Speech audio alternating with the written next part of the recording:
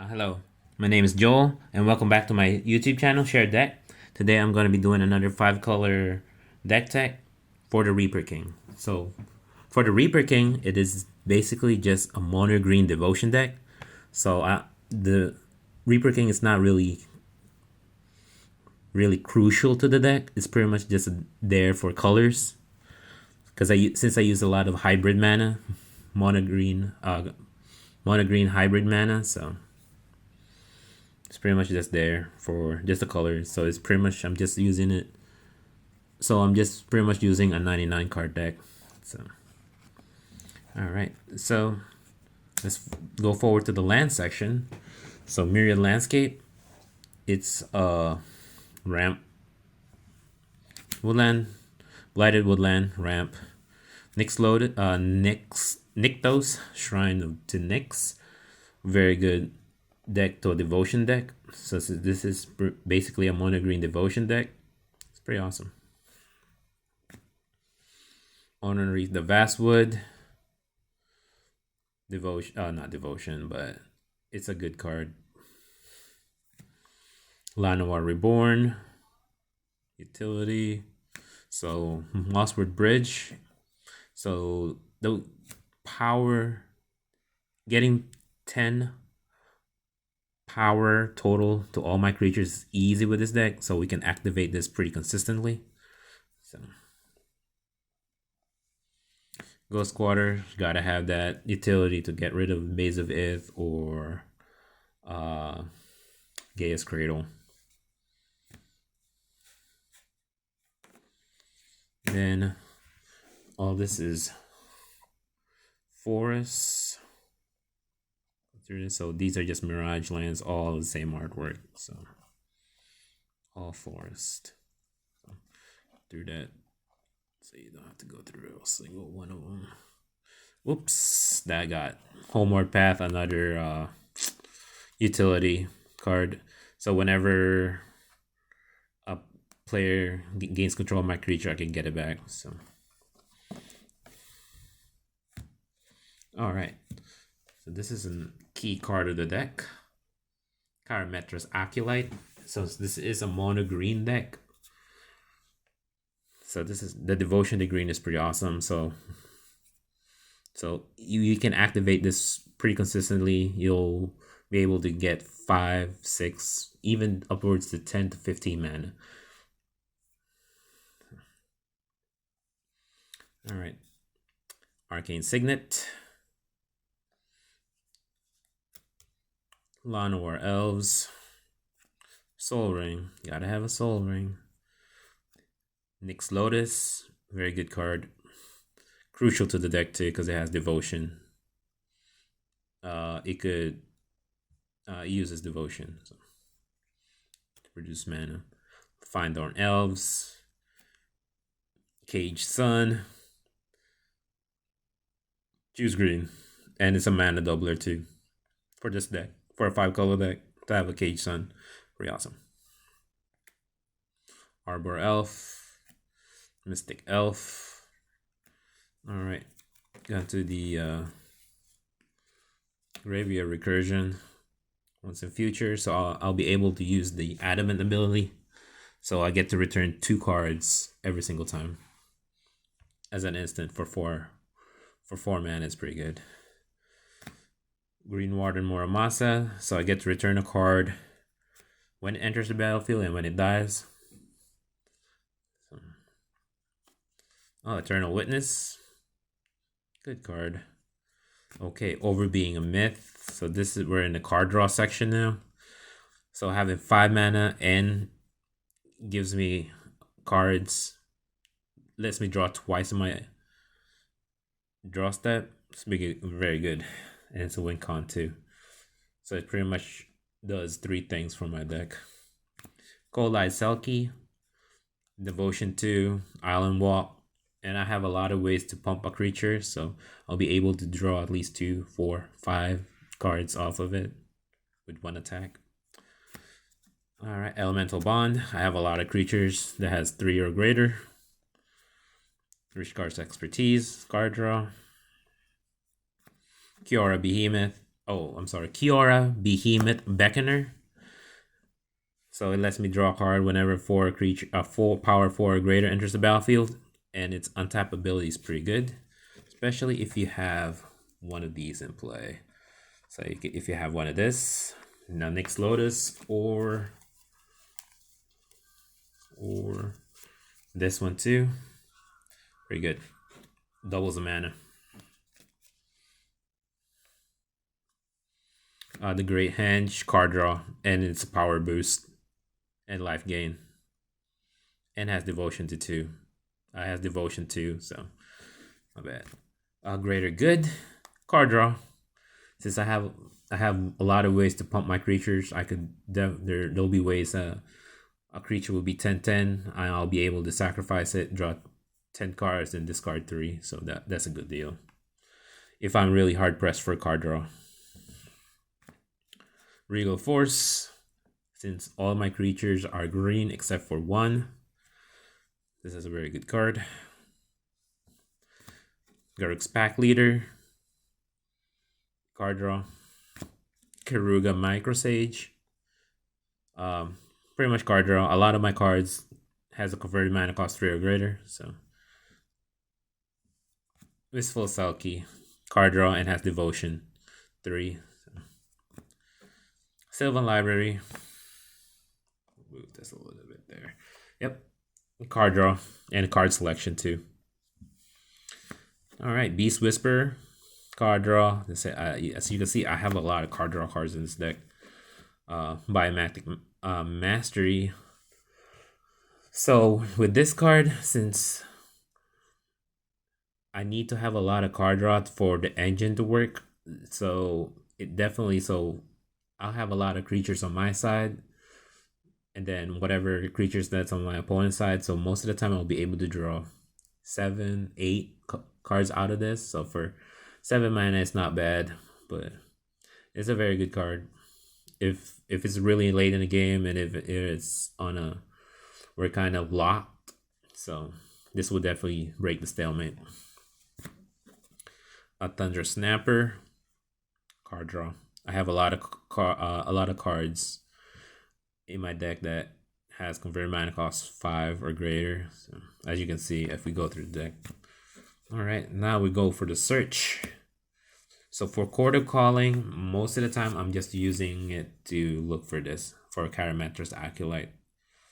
That's really important to the deck. Genesis Wave, just trying to overwhelm my opponent, since I will be gaining a lot of, since I'll be producing a lot of green mana, I'll be pretty much damn near putting all my cards in the field. Tooth and Nail, most of the time I'm just, like I said, I'll be looking out for a Carametra's Acolyte. So I don't have a combo win for him, for Tooth and Nail, so pretty safe. Magus of the Order, the same thing. Just trying to look for a Carametra's Acolyte for it, and if I need a really big creature, then I'll use it to search for a couple of my creatures that has a high devotion cost. So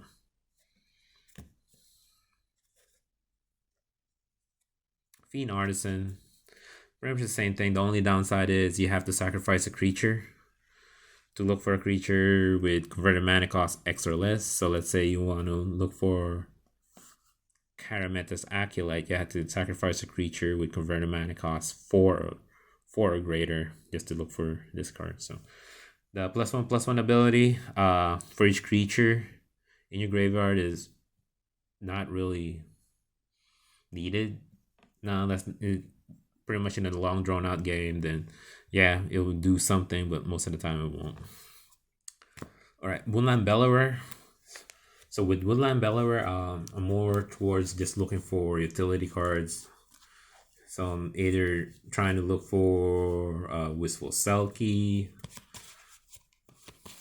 a card like this, or a Reclamation Sage, or an Eternal Witness, something like this. So if I do need to So you get 2 creatures for the cost of 6 mana for a 6/5, so it's not bad. Not the greatest, but it's not. Alright. Moving on. Alright, yeah, like I was saying, Reclamation Sage. Viridian Zealot. So we're in the spot removal section. Has Devotion 2.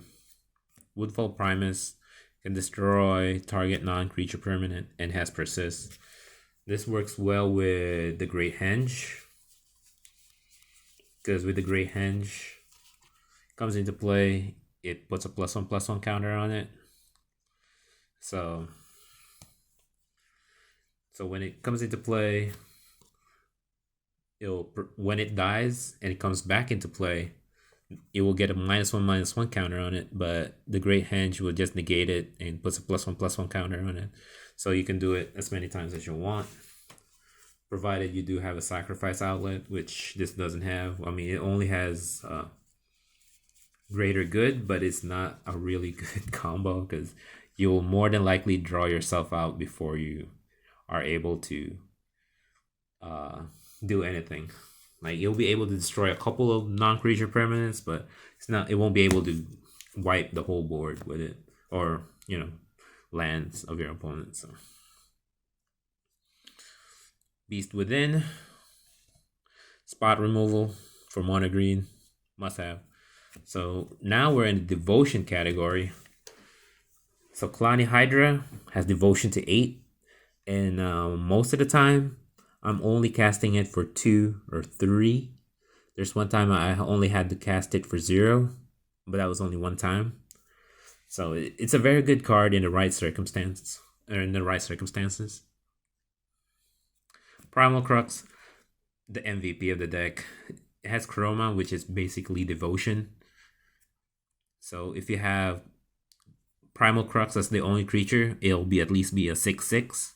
But if you have something like a Kalani Hydra, which has a Devotion to 8, so you'll at least have an 14/14, I'm sorry, creature, and plus whatever Devotion creatures that's already in our fields. Very good card. Reverend Hunter, it's pretty much the same, but so it only checks it when it enters the battlefield. But most of the time, if you have a Woodland Bellower, you can search out for this card, and if the circumstances are right, it will be a pretty huge creature. Citizen Petitioner gains a huge amount of life. Predator Ooze, Devotion 3, and if you're able to put this in the early game, pretty awesome. It attacks. Whenever it attacks, it gets a +1/+1 counter, and then whenever it deals damage to a creature, then it dies. It puts another +1/+1 counter on it, so you just can't keep attacking because it has indestructible. So Oversoul of Dusk. What can I say? It's a beater, has protection from blue, black, and red, so that's very relevant to some decks. Yeva, Nature's Herald. All my creatures except for one has flash. So, Creekwood Liege, very good card, and the good thing about it is produces a creature at the beginning of my upkeep. So if the Creekwood Liege is already in play, it produces a 3/3 creature. So it's not bad. Demigod Titan. This one I'm just testing out to see how it works. But it has very good Devotion. It has high power toughness. I have a lot of ways to give creatures trample. So, and with this in play already, this would be 13/12 creatures. So not bad. Kitchen Finks. Like I say, it's gain life, has Persist. Blocker in the early game. Vorapede. This is part of when I first built the deck, I never took it out. I mean, it's a pretty good card. It's not the most best, but it does what it does. Merc Fiend Liege untaps all my creatures except for one on each player's untap step. So Chameleon Colossus, pretty much the same too. a beater. And if you have a creature, if you have a deck, if you're playing against black, then this is pretty good. Changeling. So if you have a lot of mana, you could pump this how many times and it'll get pretty wild. Rushwood Elemental. This is very more of a pet card really than anything. There's definitely a lot of better creatures out that I could use, but it has trample, so that's a very good thing for this deck. Yeah, it has devotion 5. It's a 4/4. So the use of Calamity. It can destroy a land if it deals 6 or more damage to a player. So alright, a little bit of board wipes. Fracturing Gust. Destroy all artifacts or enchantments, and it lets you gain 2 life. Pretty good. Another board wipe for artifacts and enchantments, being a progress. Polukranos is a very limited board wipe, but if you have a lot of mana, this is pretty good. Like you could pick off 1, 2, or 3 creatures. So Solar Pyrexia is more for protection. So you pay 5, all your permanents gains indestructible. And it pairs well with then this next card, Neveriniel's Disc. So you could pay 5, all your permanents are indestructible, then pay 1 with the disc. And it destroys all artifacts, creatures, or enchantments. So you can definitely wipe the board if you have 6 mana available. So that definitely puts you in a very good board position if you're able to do that.